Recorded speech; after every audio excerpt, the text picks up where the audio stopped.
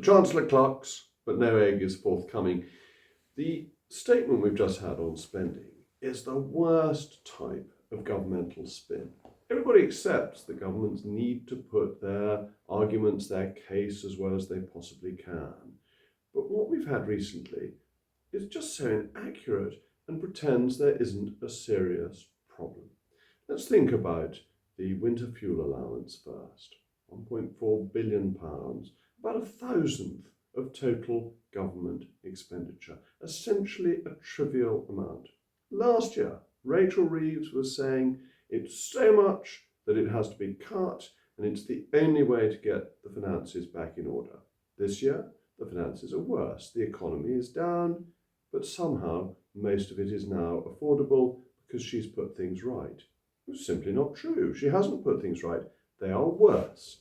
Economic growth for April was minus 0.3%, so it wasn't growth at all. It was shrinkage. Unemployment is up. Inflation is up. Crucially, the cost of borrowing for the government has gone up. Our debt to GDP ratio is nearly 100%, and 8% of government expenditure is on interest on historic debt, and the deficit for the last financial year was much worse than the OBR had forecast. The idea that in last year she's put things right is for the birds. Perhaps that ties in with the hen analogy. It is just not true.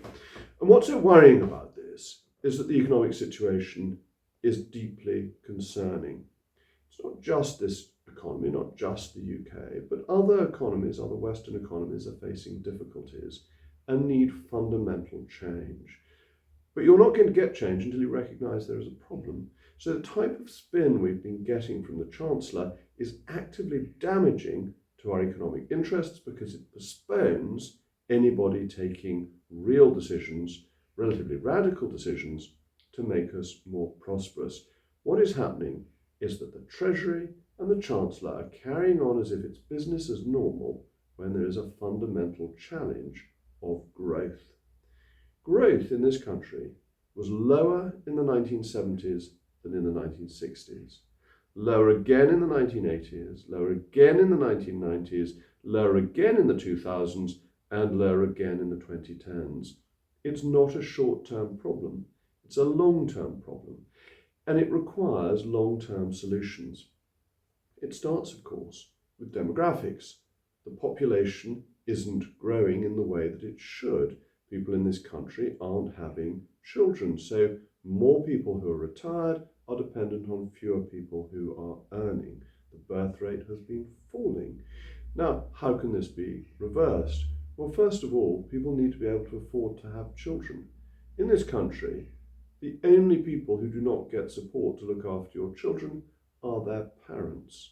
Nigel Lawson proposed having transferable tax allowances to help married couples.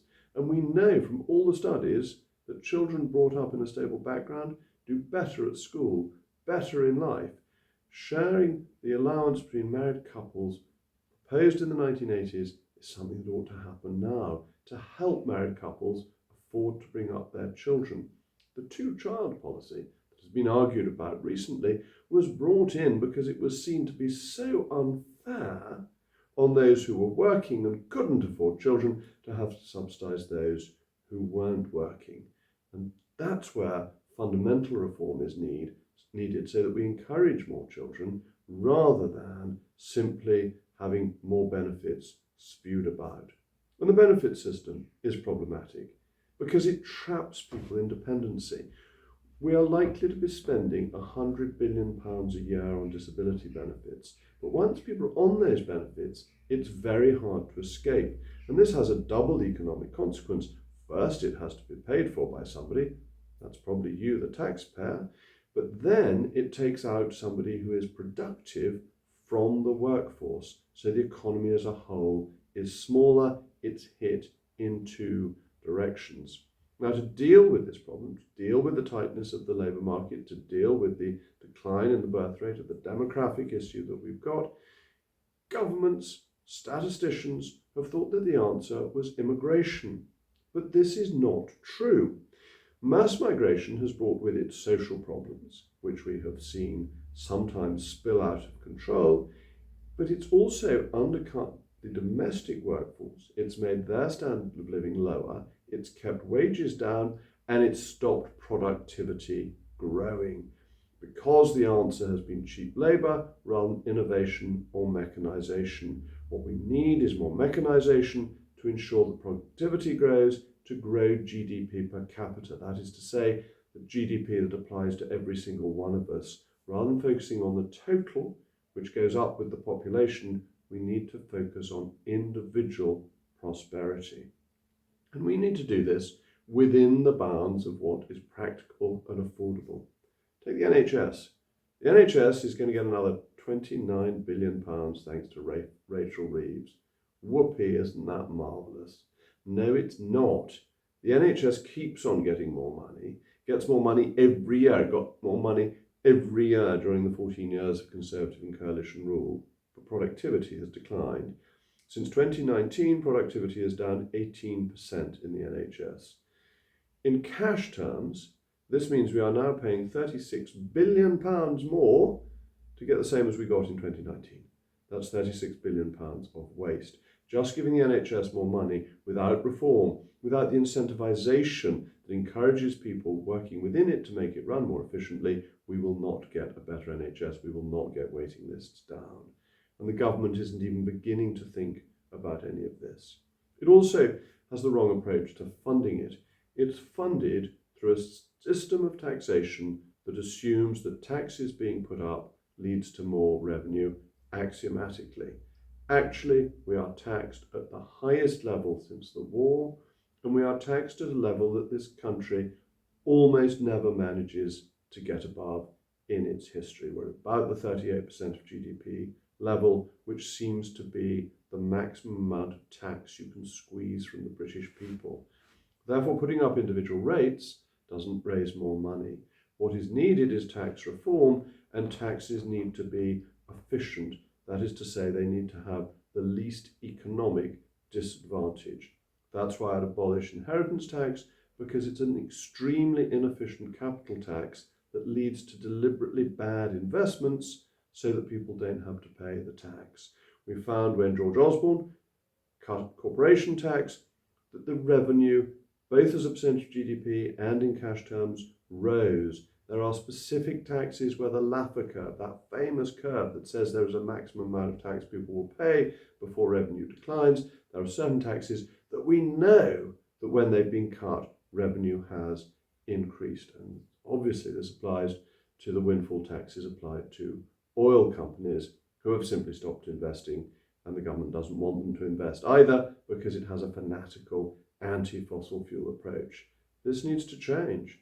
The US has been one of the best performing economies in recent years. Why? Because it's had cheap energy, and we have a policy of extremely expensive energy.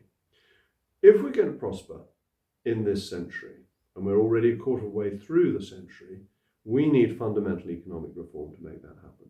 We need to encourage people to have children. We need to encourage the natural growth within this nation. We need to have a financial structure that works so that taxation is organised in an efficient way. We need a welfare system that is affordable. We need an NHS that has changed so that the money is spent effectively. And we also need business to be prioritised so that it can succeed.